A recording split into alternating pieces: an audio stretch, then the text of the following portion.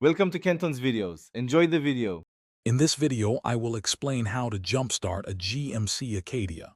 First, park the working vehicle close to your Acadia, ensuring they are not touching. Turn off both vehicles and engage their parking brakes for safety. Always wear safety glasses and gloves to protect your eyes and hands from potential battery acid. Before connecting, visually inspect your battery for any cracks or leaks, as a damaged battery should not be jump-started. Now, let's connect the jumper cables correctly. Take one red positive cable and attach it firmly to the positive terminal of your dead Acadia battery. Then, connect the other end of the red positive cable to the positive terminal of the working vehicle's battery. Next, connect one end of the black negative cable to the negative terminal of the good battery. This sequence is crucial for a safe connection.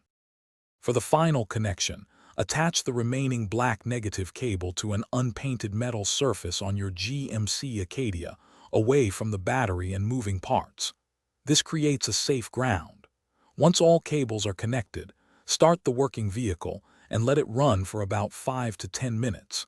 This allows the good battery to transfer some charge to your Acadia's dead battery. After this, try starting your Acadia.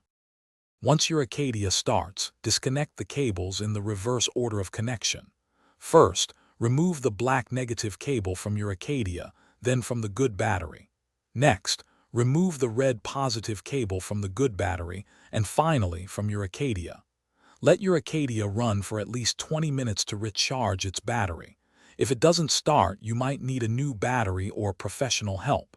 Also, be sure to check the description for a link to a fantastic book on personal finance and other helpful deals.